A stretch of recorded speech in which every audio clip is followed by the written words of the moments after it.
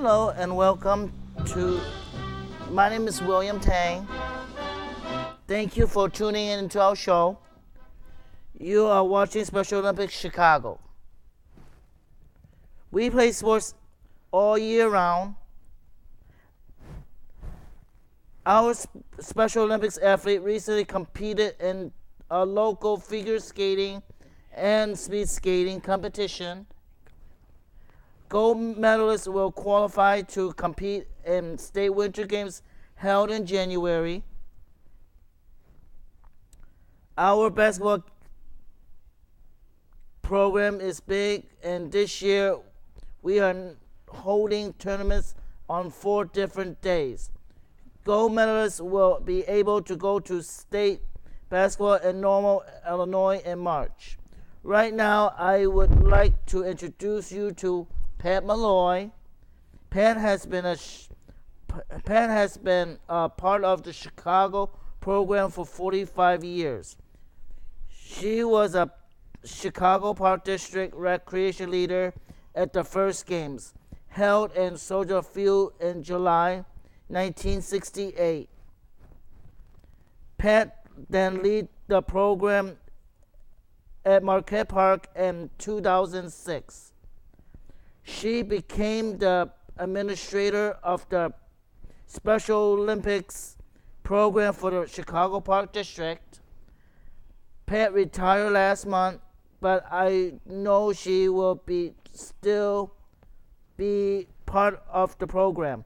I work with Pat at the park office, and I miss her.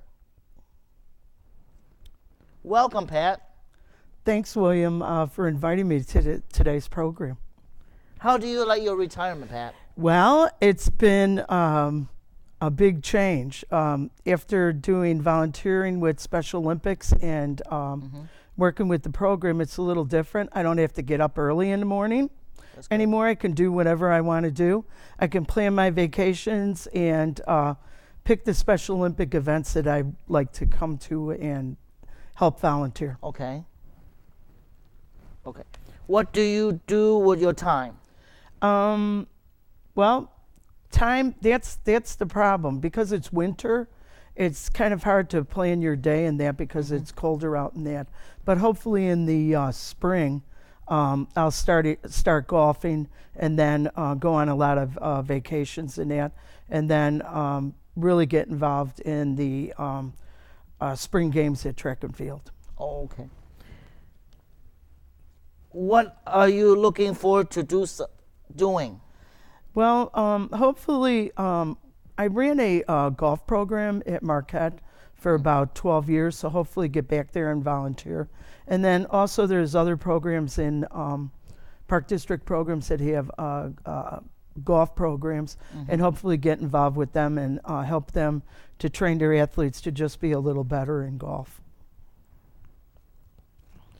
Pat, you work the first games. What was it like? Well, the first games, it was kind of a great experience for me. I think I was 18 years old, a kid. I hung around Gage Park, so I was kind of familiar with the athletes. And the interesting part about the first games was that a lot of the scores that were handed in were done on pieces of paper, where now all our stuff is done by computer. That makes it a lot easier for our athletes in that. Also, I was involved with the 50-yard run. Now it's called the 50-meter run, so I did the timing for the athletes. The Park District constructed a 25-meter pool, which had 6 lanes in it. So that was kind of interesting. I think they were hoping that it wouldn't spring a leak or anything like that.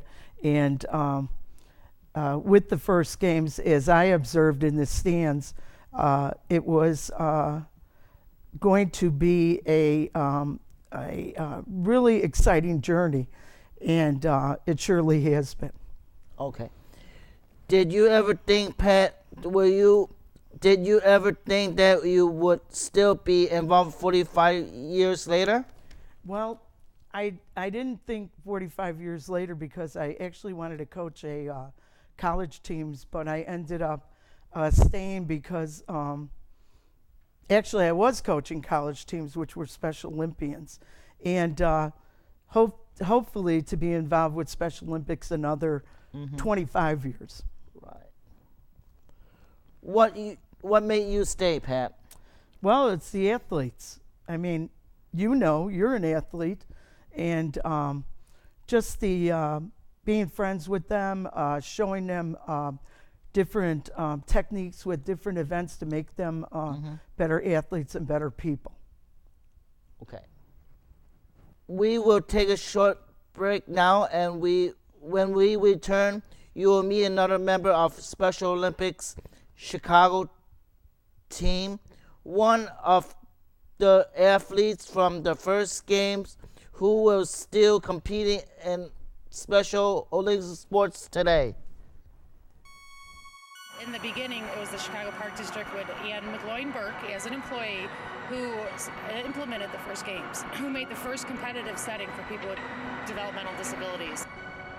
The games themselves in 1968 started to pose a bit of a problem getting organized. That I write to Mrs. Shriver because she knew of places around the country who had the ability to send kids to the games. So I wrote to her. She gave the Park District $25,000 to put on the first games. She also used a little bit of Kennedy muscle to try to get other states involved. So we had 23 states and Canada come to the first games, 1,000 children. And that's where it began in Soldier Field in '68.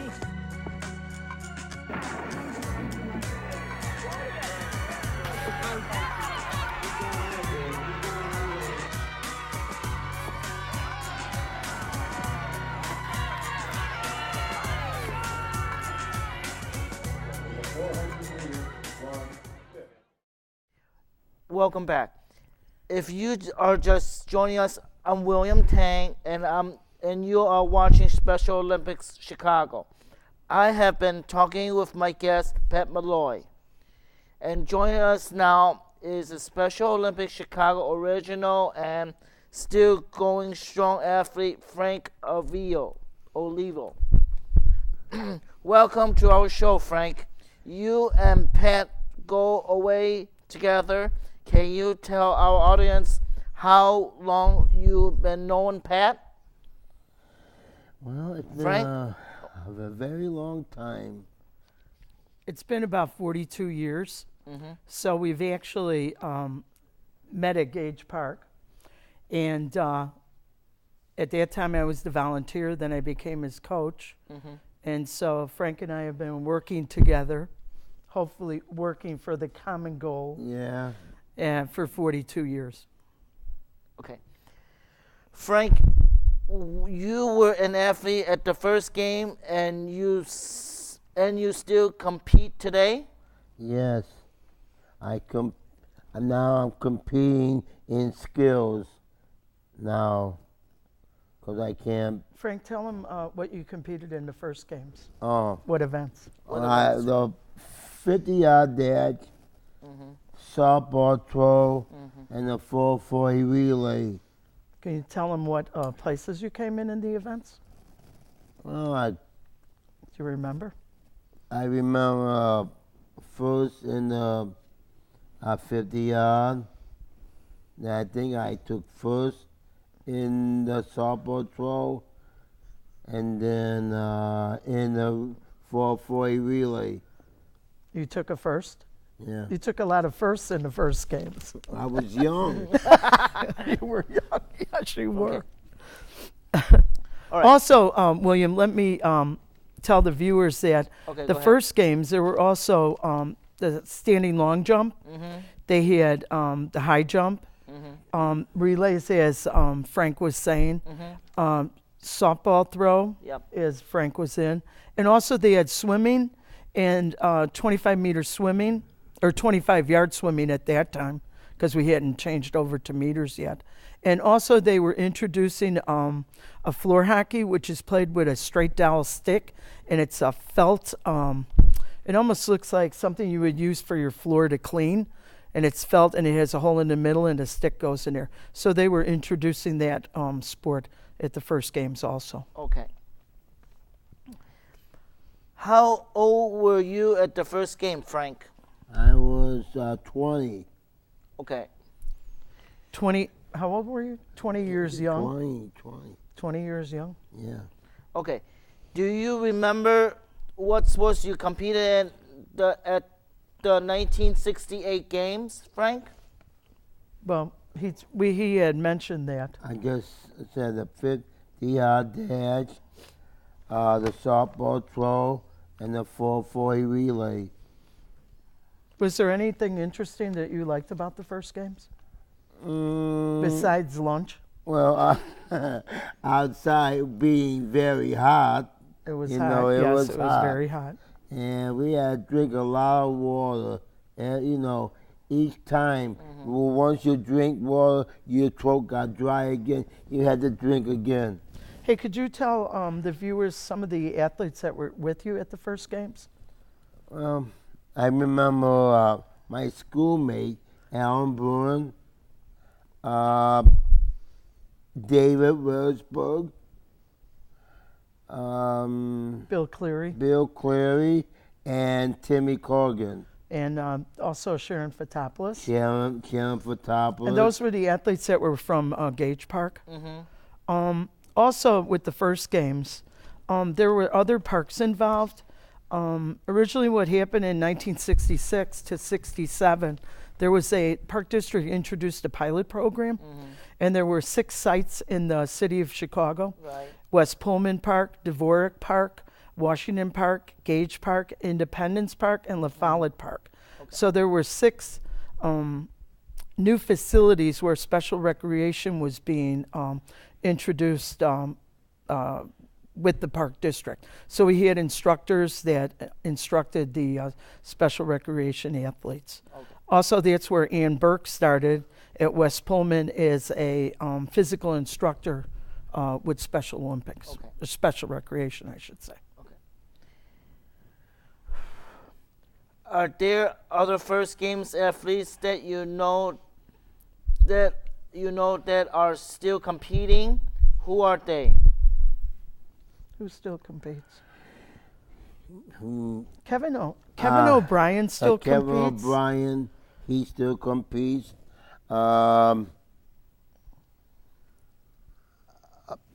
Gotta think of an old one. An old Pat McHugh. Patrick McHugh. Patrick McHugh and Kevin O'Brien were with West Pullman, so there were quite a number of athletes that were from West Pullman that competed. And a lot of them do compete still. A lot of them have moved out of the city and gone to other areas in Illinois, so there's a lot of them that still compete. Okay. What sports do you compete in these days? Sport. What sports? Yeah. I was in softball. So what's happening to the athletes as they've gotten older, they've switched from, say, being on a basketball team, and as everyone knows, as you get older, you can't run as fast as you used to. So Special Olympics offers skills in a lot of the sports. So, for instance, basketball skills, which were done last night, and Frank competed in that, and he came in. What did you come in? Second place in that. Yeah. So there are other alternative things that the athletes that are older that can participate in. Right. Also, there's bocce ball, bowling, which a lot of our athletes compete in, volleyball skills, soccer skills. So there are activities where the athletes, as they get older, can still participate with Special Olympics. All right.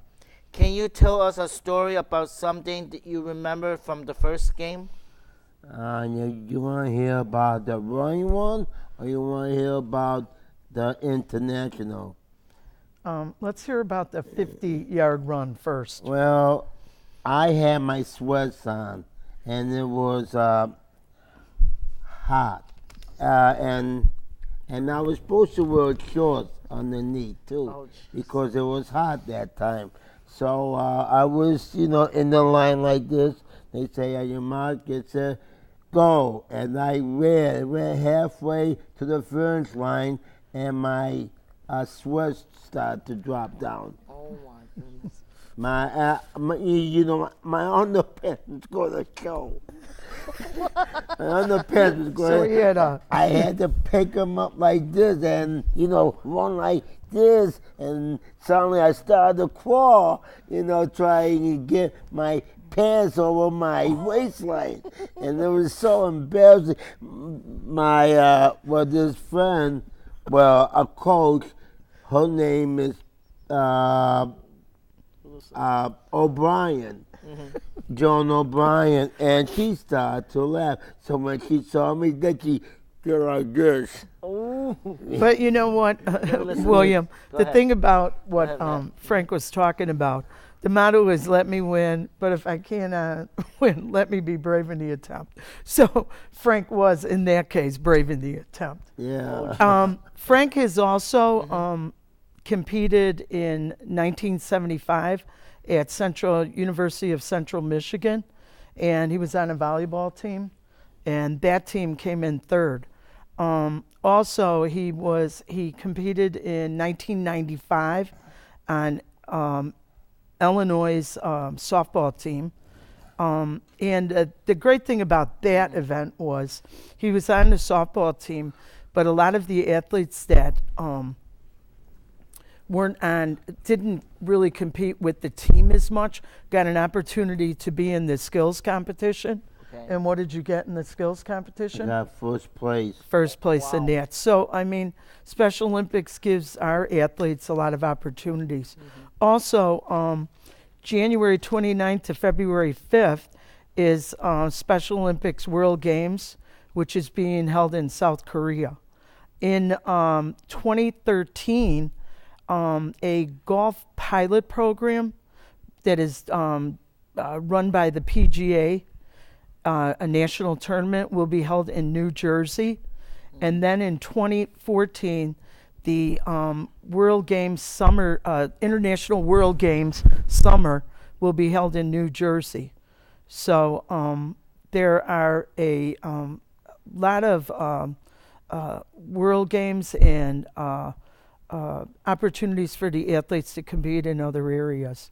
Also, because of the how big World Games has gotten, they've decided to put in a national games, and the national games is just for the athletes in the United States, and it's every 2 years. The first one was in Ames, Iowa, and the second one was in Nebraska, and the third one will be held in New Jersey again. They do the golf is the pilot program for the national tournament, so they get an idea of how it will be run and all the great things that happens with national games.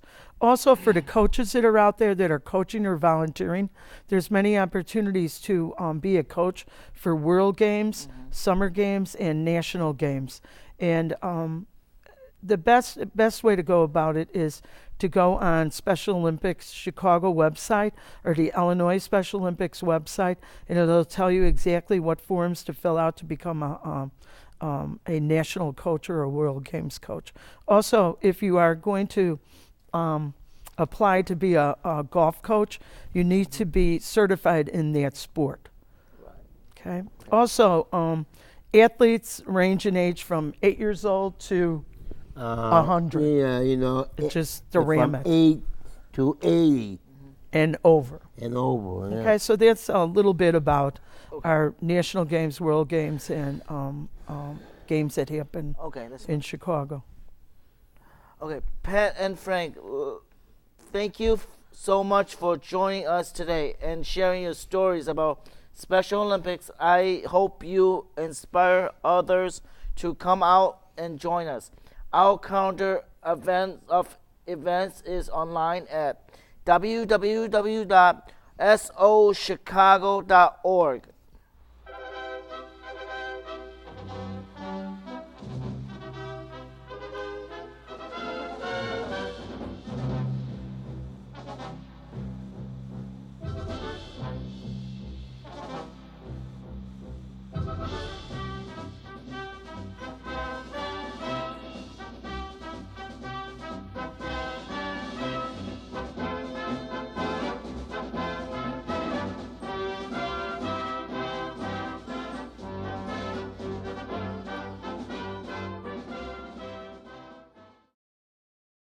Welcome back to Special Olympics Chicago. My name is William Tang.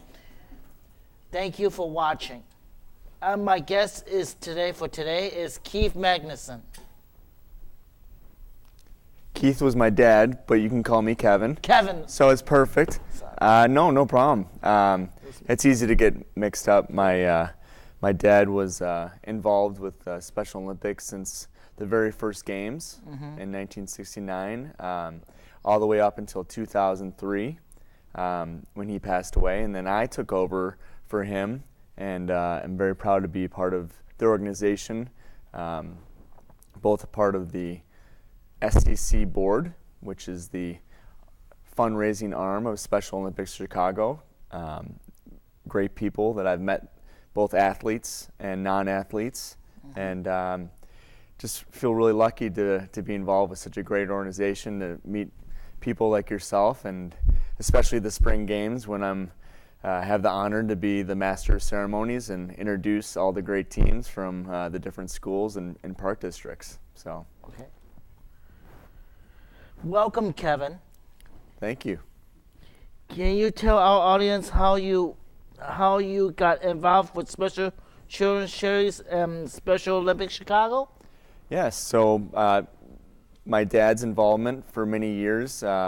He told myself and my sister Molly and my mom Cindy about all the fun that he had being involved, and him being a former Chicago Blackhawk. He was able to help out the organization, get some of his teammates involved, like Stan Makita and Cliff Coral.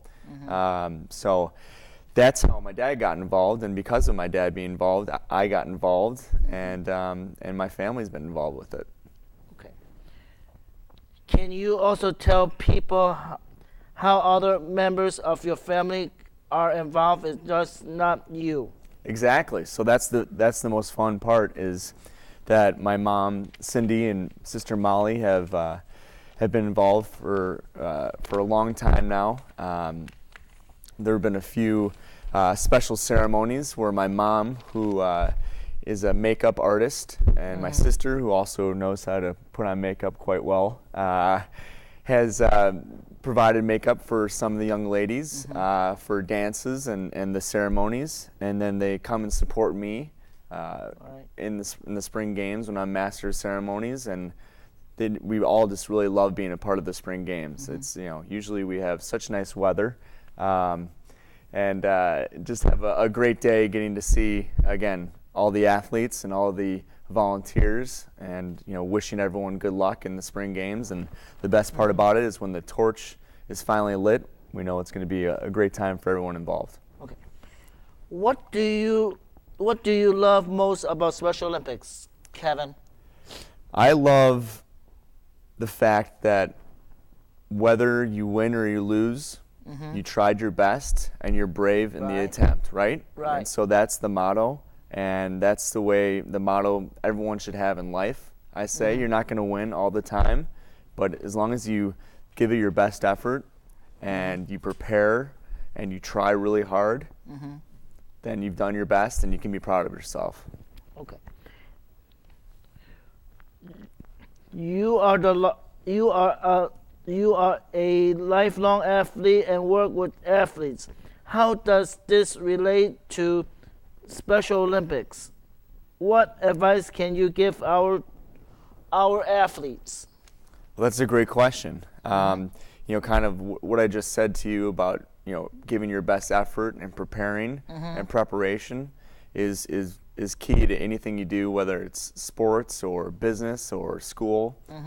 So I take the motto that I've learned from the Special Olympics, and I tell the hockey players that I work with and help train and let them know that, again, you're not going to always be on top, or you're not always going to be in first place, but if you can look at yourself in the mirror at the end of the day, that you've done your best and you've prepared and you've given it your all, then you can go away and be happy with the overall outcome. Okay. Will you be taking the polar plunge on March 3rd at North Avenue Beach, Keith? I will be. I'm trying to get a team together, and we're looking forward to hopefully a really cold day so we can all suffer together, but suffer together for a great cause and jump in Lake Michigan and then go celebrate Special Olympics afterwards. Okay. Kevin, thank you so much for coming in our show today. See you at the plunge. I will see you there, William. Thank you. You're welcome. So you like Special Olympics, Keith? Kevin? That's okay. I love Special Olympics. So being the master of ceremonies, the spring games, get to see. It's amazing the number of athletes that show up, and they get bussed in from all around Illinois, and get to see how excited they are for the spring games to get started. I just love that day. I love going to see the different events that are played and supporting the athletes like that. It's always very cool to see the medals that you guys win when you do well. But even if you don't win a medal, again, it's all about the effort, right? Right, that's correct. So I have a question for you, William. Okay. What is your favorite sport? Well, I like soccer. It's my favorite sport. Okay. Are you more of a forward and like to score goals, or a defenseman, or do you like to goalie? No, I do like individual skills. Oh, skills. Okay. Skills. Good. Okay. Any other? Do you bowl at all? I bowl with McQueen Park every Thursday. I do it. Okay. Do you know what your best score is? I don't remember. Now. Okay. but I bowl like about 60s and the 80s about. Well, that's great. Probably. That's great. So which is good. Yeah, that's really good. Well, as you know, the Blackhawks. All right. Hold on. Sorry, time is up, Kevin. Thank you for watching Special Olympics Chicago. Please visit us at www.sochicago.org and like us on Facebook. See you next time. See you next time, William. Thank you. You're welcome.